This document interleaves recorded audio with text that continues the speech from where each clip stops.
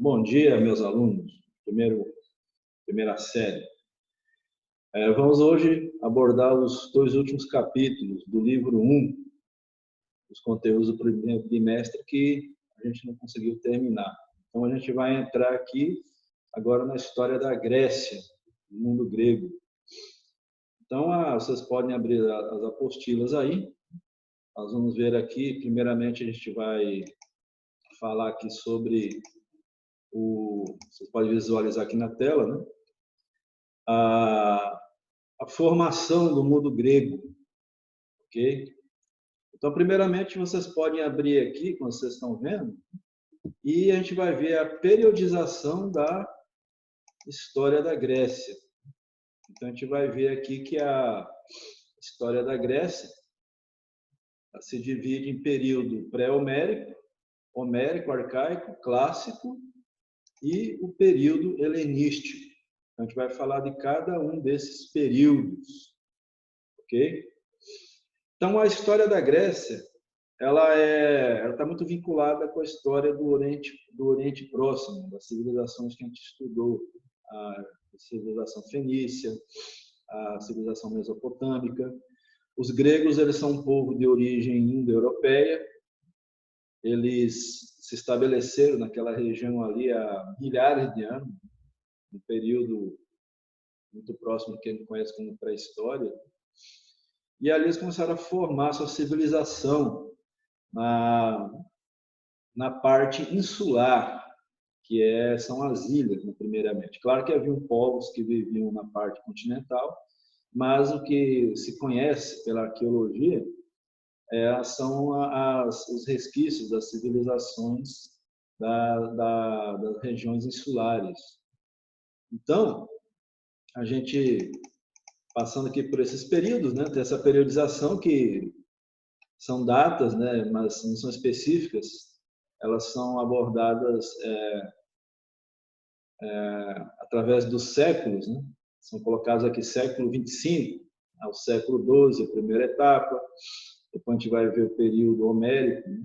Do século 12 ao oitavo e etc.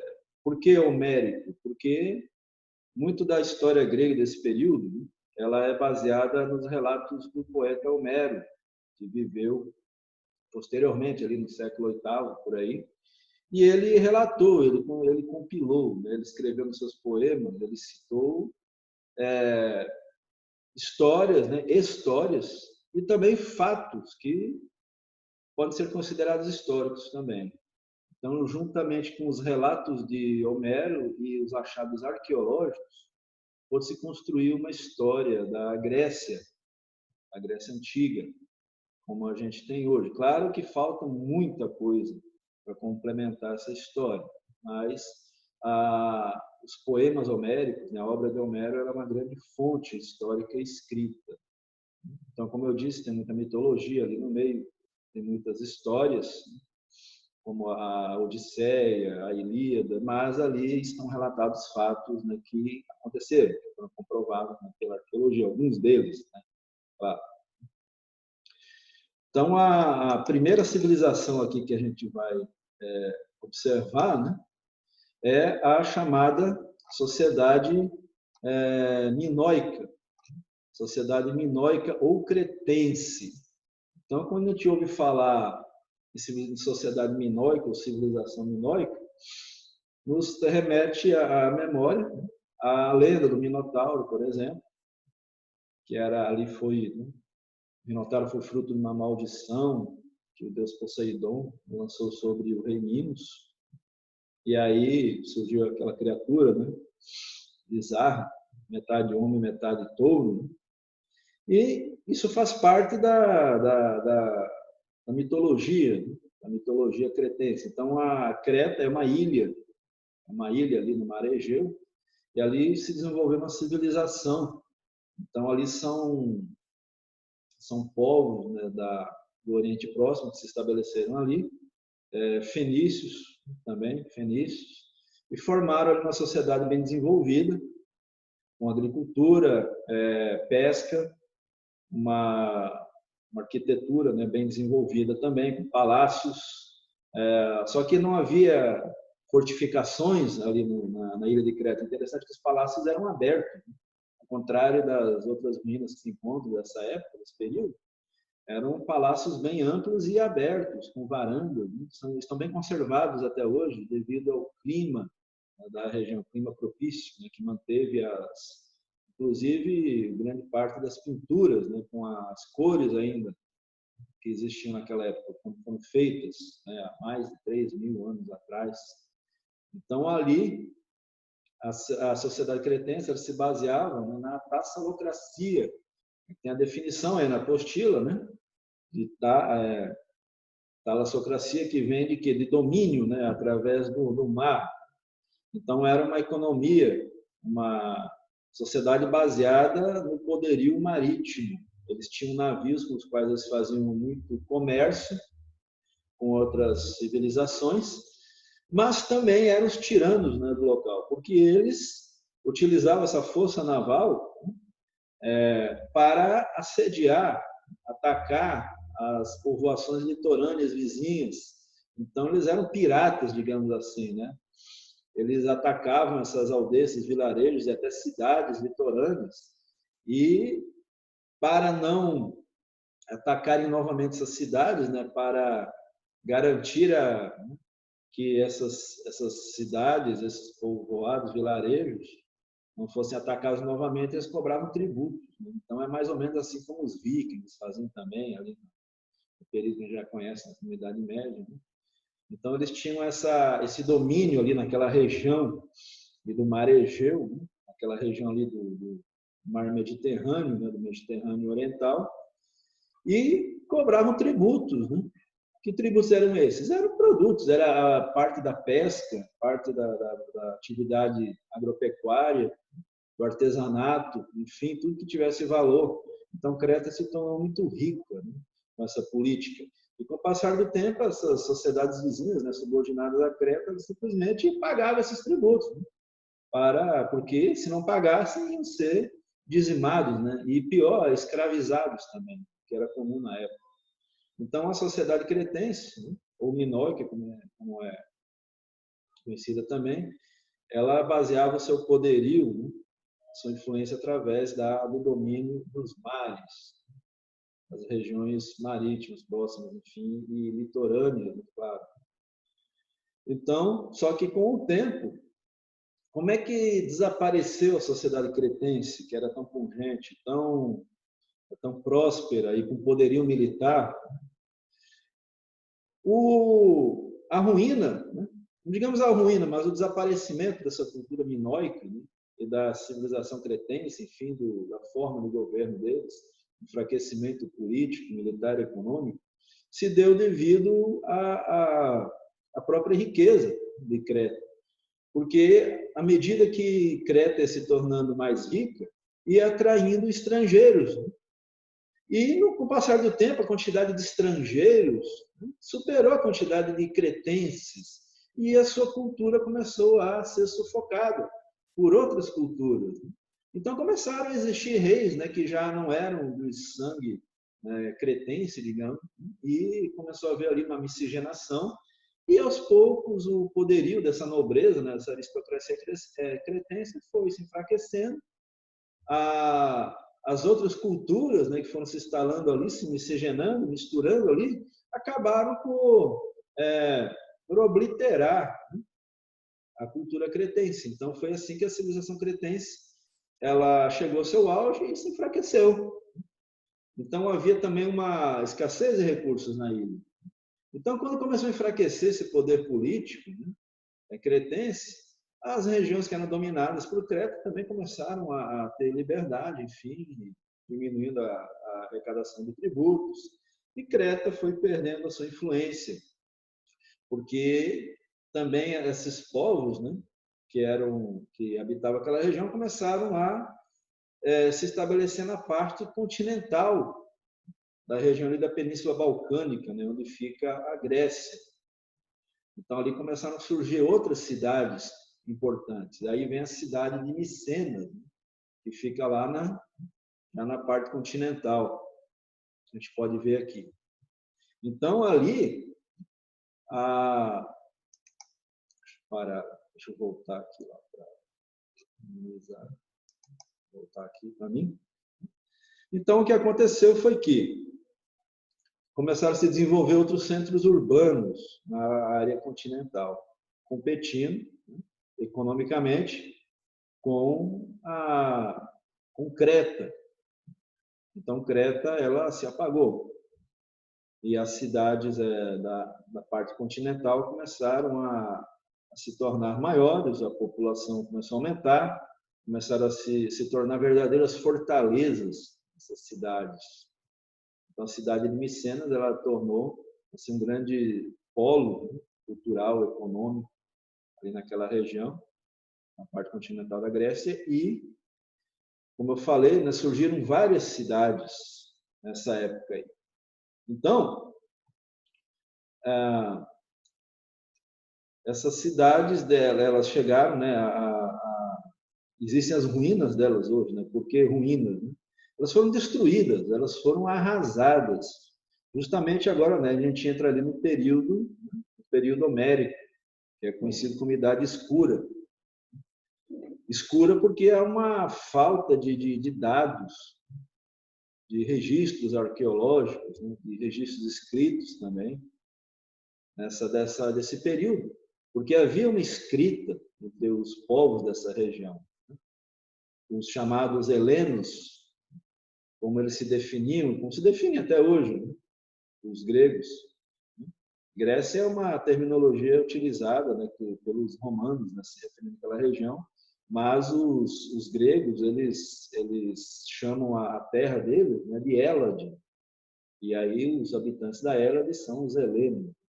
Então, se desenvolveu uma cultura chamada, né, helenística, e ali eles tinham uma escrita, só que ali por volta do ano 1300, 1200 antes de Cristo, um povo chamado Dório, os Dórios, que habitavam a região do Mar Negro, habitava a região que hoje corresponde ao norte da Turquia, do Irã e a região do Cáucaso, ali, e onde hoje é a Crimeia, sul da Ucrânia, sul da Rússia, habitavam a orla ali, um entorno ali do Mar Negro.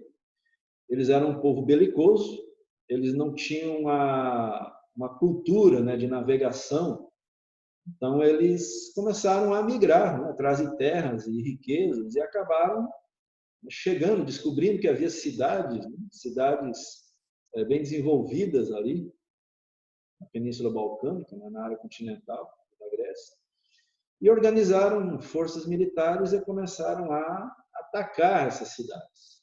Essas cidades eram grandes fortalezas, muito bem defendidas, mas a insistência, a persistência, né, espírito combativo dos dórios sobrepujou todas essas estruturas de defesa, enfim, e uma a uma essas cidades começaram a ser destruídas, né, arrasadas. Os dórios eles eram violentíssimos. Os dórios eram praticamente como os assírios.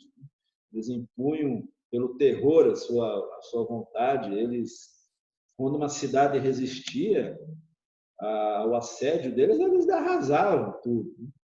Escravizavam a população. Então, essas cidades foram reduzidas a um monte de pedregulho. Restam poucos vestígios dessas primeiras cidades no mundo grego. Os dórios dominaram aquela região inteira ali, praticamente toda a região ali da Grécia continental. Os povos, essas sociedades já desenvolvidas nessas cidades, né, com medo da chegada dos dórios, muitos nem esperavam eles chegarem, né, nem esperavam, não tinham muitas esperanças em defender seus territórios, né, suas cidades fortalezas, e simplesmente fugiam, porque eles tinham medo de duas coisas: de serem dizimados, né, mortos de forma brutal pelos dórios, ou então serem escravizados pelos dórios. Né? Não havia outra opção. Era impossível resistir ao avanço militar dos dórios. Então, ali houve uma mudança ali no mundo grego. Houve uma mudança. esses povos, né, que fugiram, esses povos ali que fugiram, tá? Voltar, deixa eu voltar aqui. Share, Google aqui um pouco. Desculpa, que eu esqueci de selecionar aqui. Isso, agora vai. Isso, beleza. Tá. Tô meio bravo aqui nesse negócio. Então a gente vê aqui, né? Voltando aqui ao material, né? A gente vê aqui que essa população ela fugiu para as ilhas, né? Para as ilhas gregas ali do mar Egeu, chamado, e começaram a desenvolver um novo tipo de sociedade. Então ali a língua também, né? A escrita, aliás, né? Ela se perdeu, porque a escrita ela já era utilizada só por uma elite na época, né? Antes da invasão dos dórios. Ela era utilizada, né, pelos escribas, assim como a gente estudou, né, no Egito, na Mesopotâmia, era um grupo muito seleto de pessoas que tinham acesso à escrita. Então, aí, com essa dispersão do povo grego, com essa desestruturação, né, política, houve uma nova organização social, né, que eram os chamados gênios. Então, ali nos gênios havia o quê? Eram grupos, né, eram clãs que se juntaram nessas ilhas aí e começaram a praticar uma agricultura, uma pecuária de subsistência. Tá? O comércio também ali deixou de existir, parou praticamente o comércio. Né? Simplesmente os dórios eles tomaram tudo aquilo, devastaram, fizeram escravos e se consolidaram, né?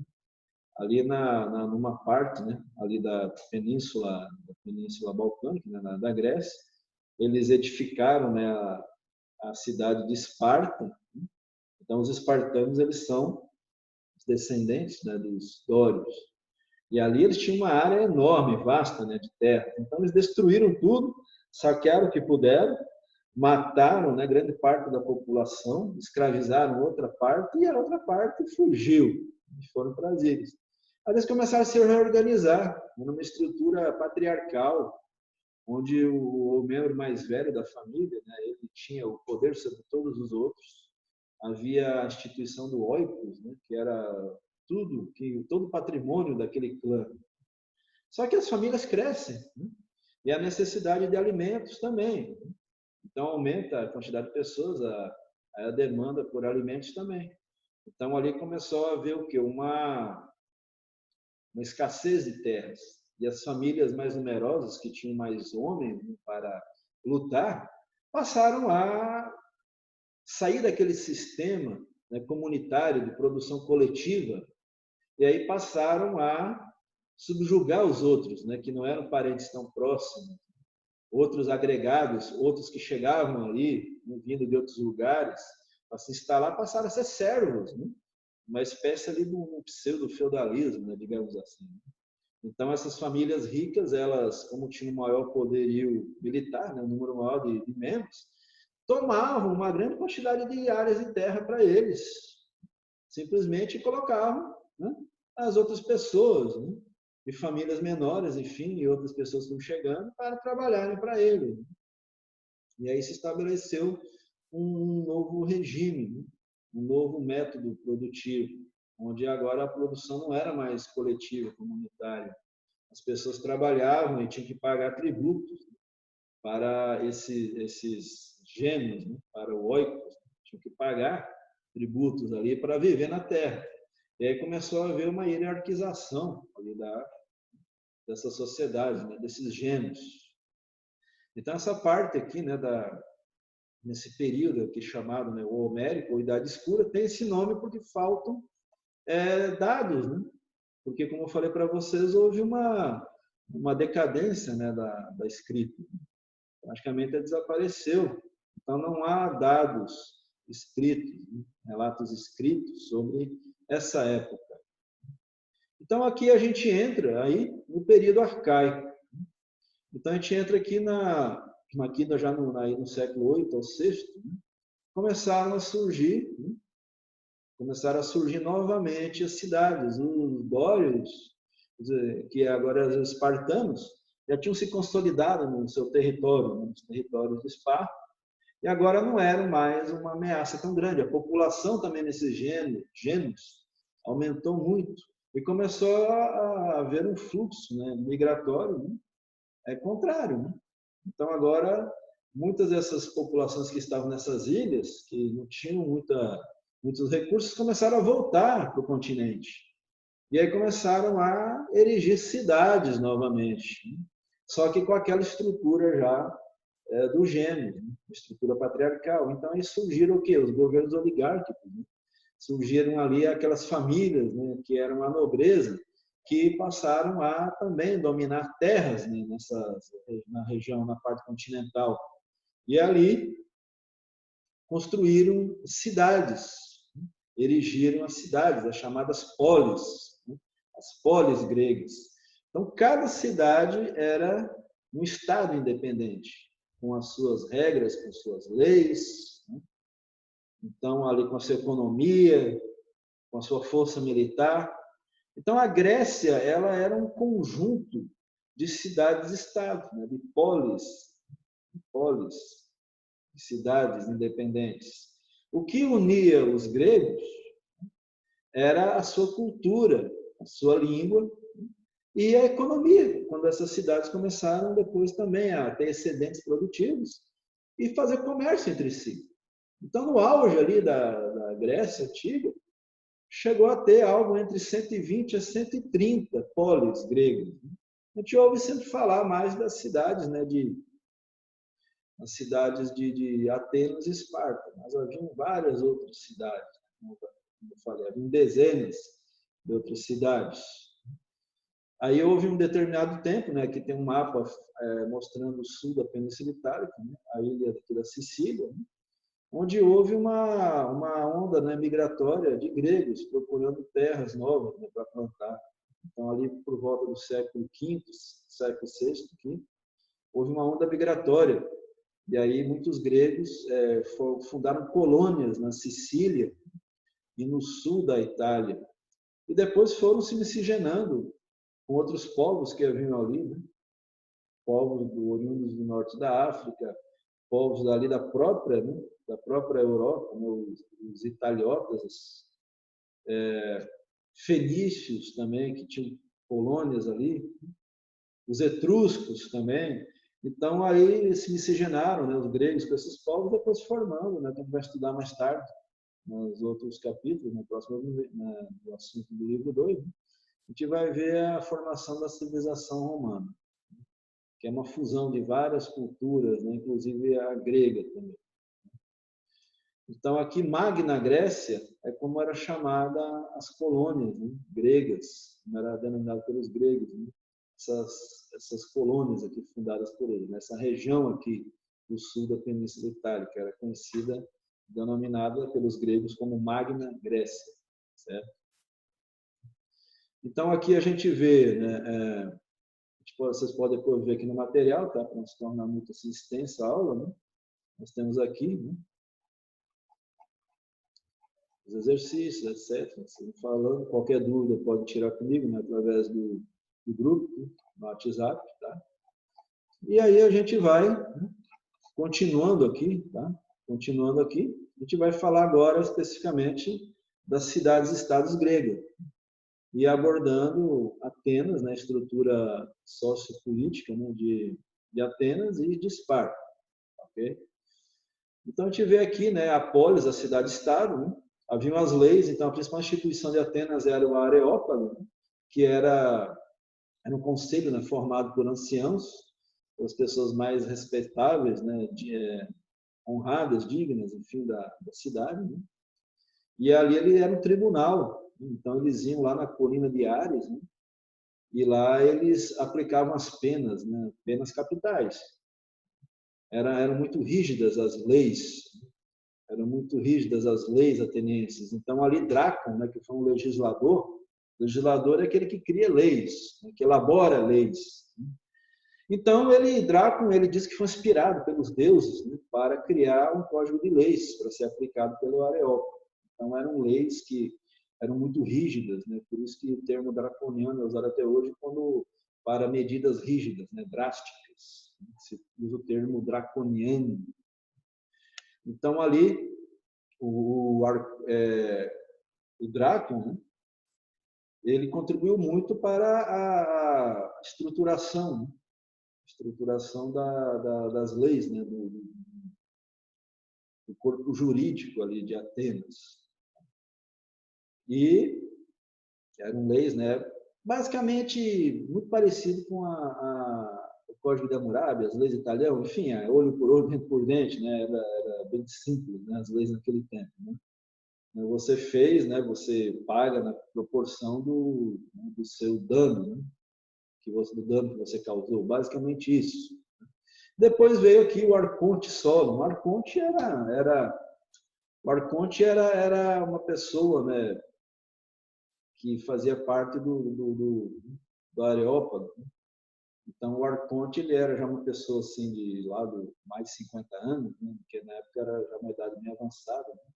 Então, Solo, né, ele criou, né, duas instituições, a Bulé e a Eclésia. A Bulé, ela era formada, né, era um conselho de nobres, né, de pessoas ricas, né, as mais poderosas ali de Atenas, e a Eclésia, que era formada, né, por cidadãos. Né.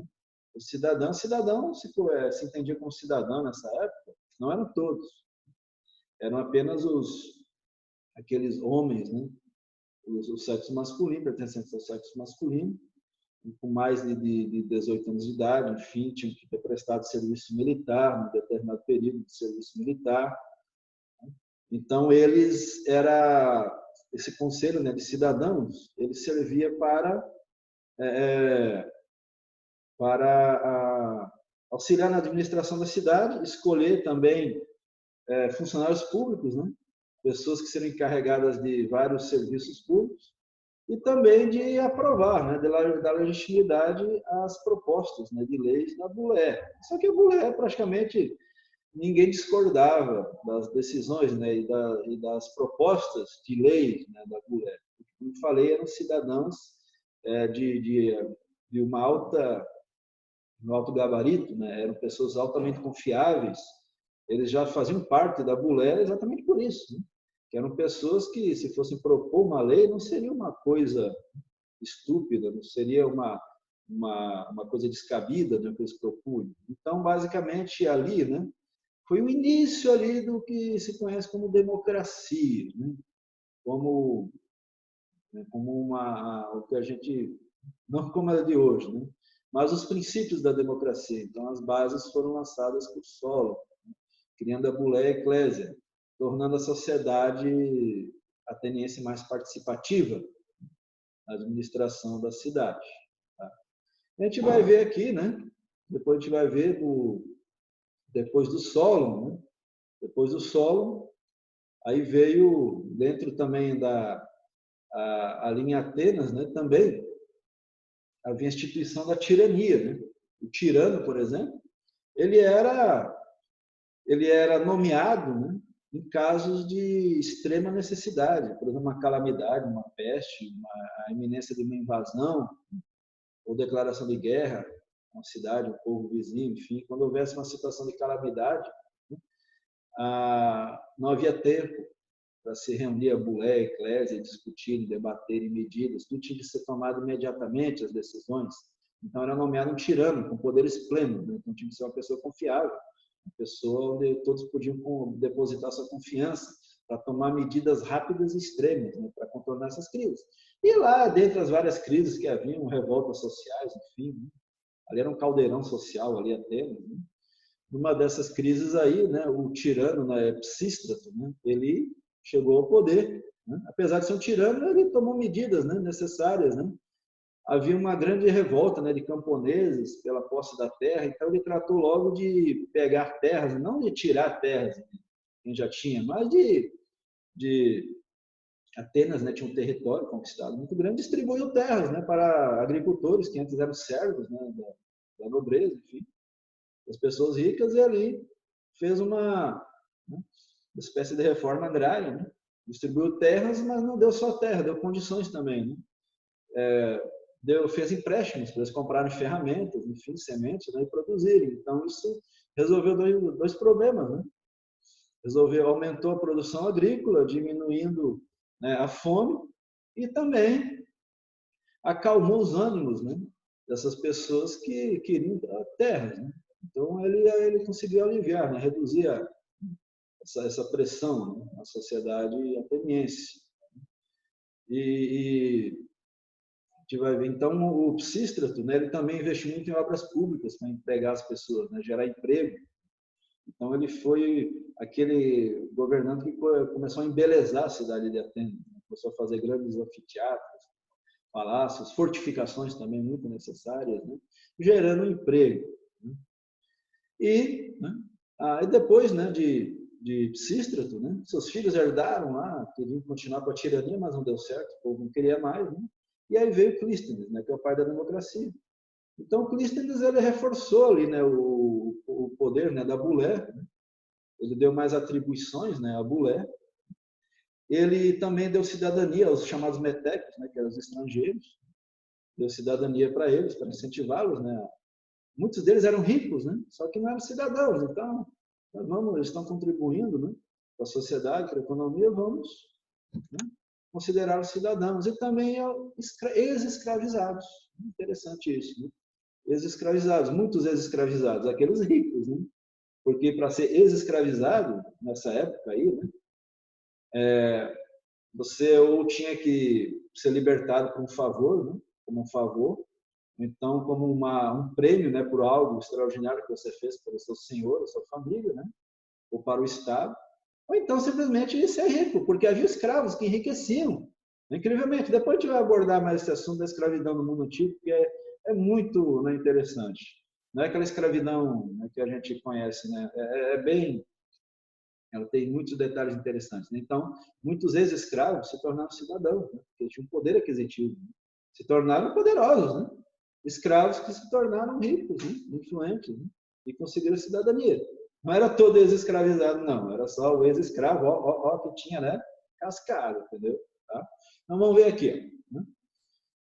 Então, o Clístenes, né? Né? Ele foi um ótimo governante, né?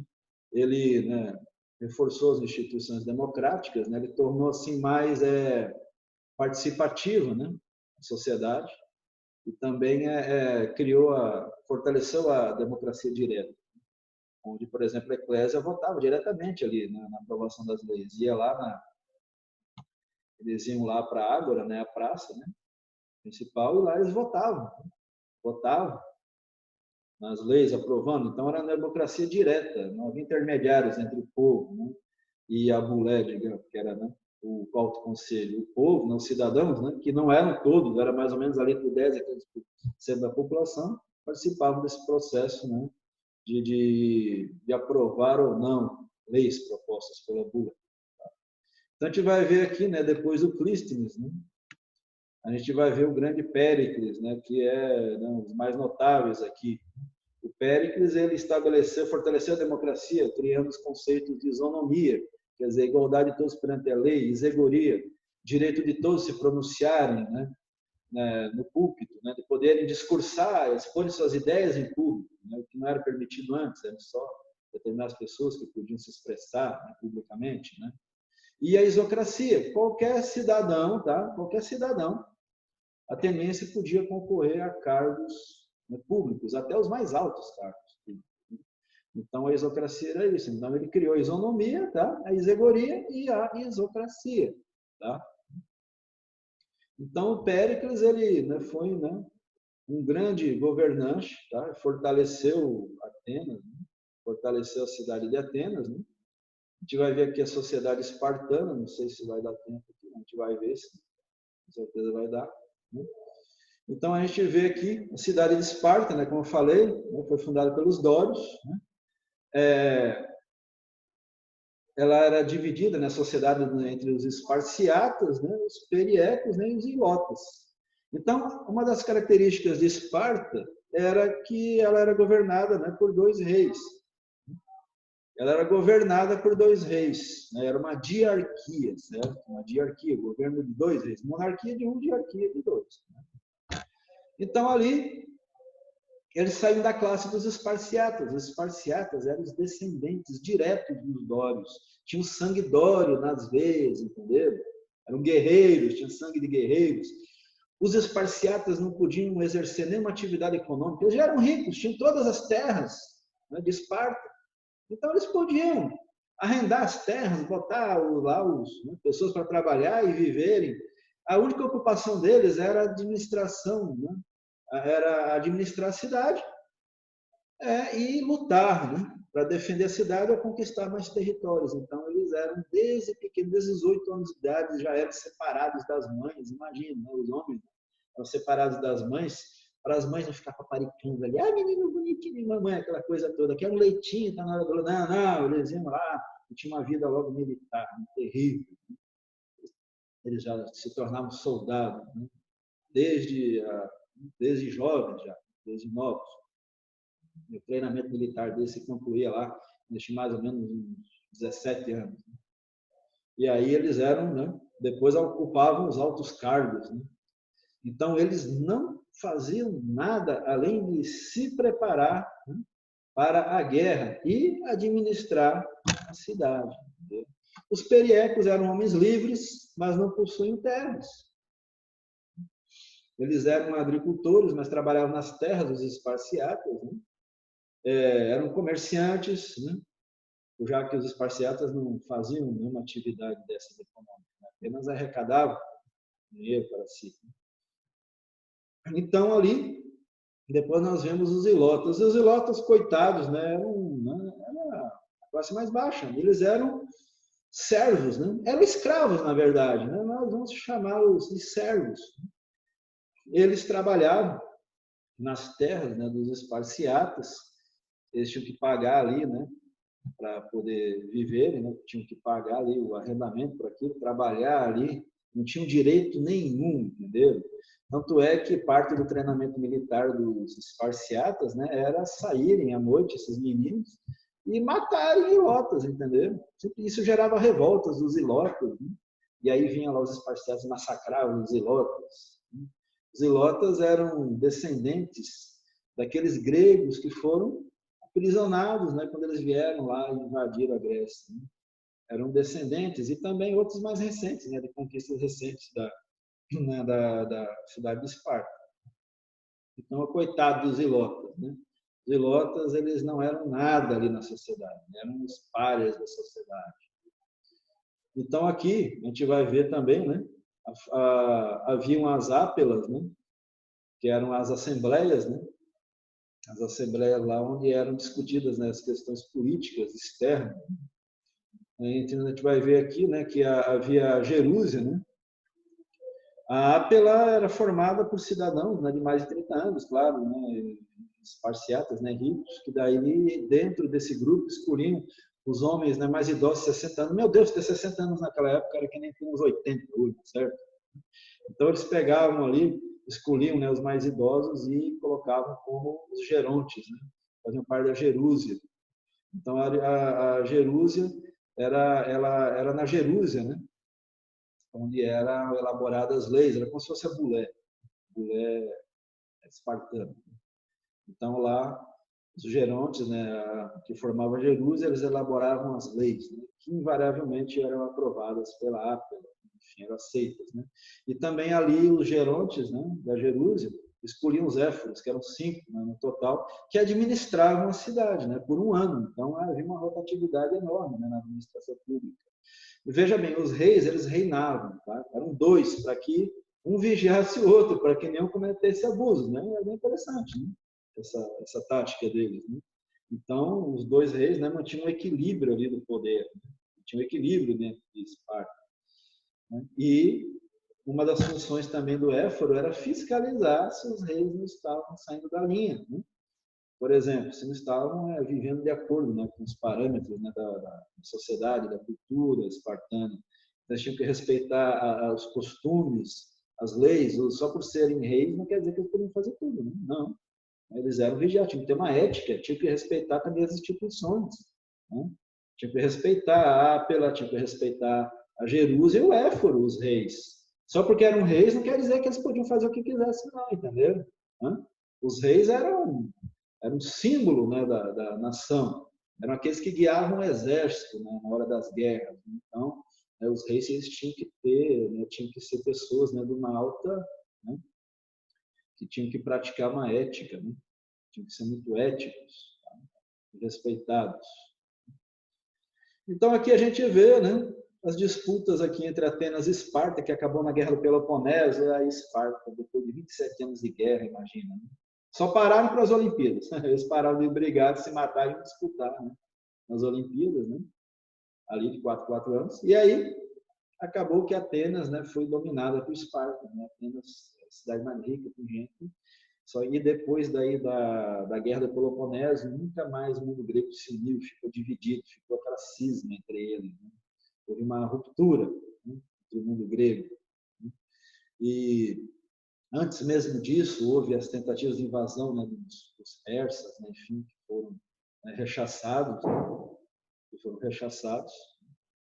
não conseguiram dominar a Grécia. Por 2 vezes tentaram, em 490 e 479, né, pelo rei Dario e depois seu filho Xerxes. Né? E depois veio o Império Macedônico, né, com o helenismo. Com a Grécia toda dividida, né, o pequeno reino da Macedônia, no norte, conseguiu dominar. Né? Alexandre Magno, né? Alexandre o Grande, marchou com o seu pequeno exército e começou a dominar tudo. E os gregos iam aderindo, né? Era uma figura carismática e acabou dominando tudo. Todo mundo queria fazer parte do exército de Alexandre. Né? E aí veio o helenismo, né? Porque uniu a cultura grega com a cultura do Oriente. Quando eles dominaram ali o Oriente Médio, né? A Fenícia, dominaram ali a Mesopotâmia e a Pérsia, né? O Irã, chegaram até a Índia, né? Até o que é o Afeganistão, o Paquistão, hoje, região. Então, houve uma fusão de cultura do Oriente com o Ocidente. E aí se chamou isso aí de quê? De helenismo, né? De Hélade. Então, aí houve agora aqui o período helenístico, né? Que aí vai até o século II, quando vem os romanos e tomam a Grécia, né? Os domínios, né, do antigo império ali, né? Macedônia, Alexandre, enfim, e o Império Romano aí, né, passa a dominar o que era antes o mundo grego, né, passa a fazer parte, ser uma província, né, do Império Romano. Ok? Então aqui a gente terminou, tá, essa aula, tá? Outra semana tem mais, tá ok? E aí a gente encerrou esses 2 últimos capítulos, tá, pessoal? Então, bons estudos, tá? E qualquer dúvida, estou lá no WhatsApp, ok? Valeu, pessoal. Até mais.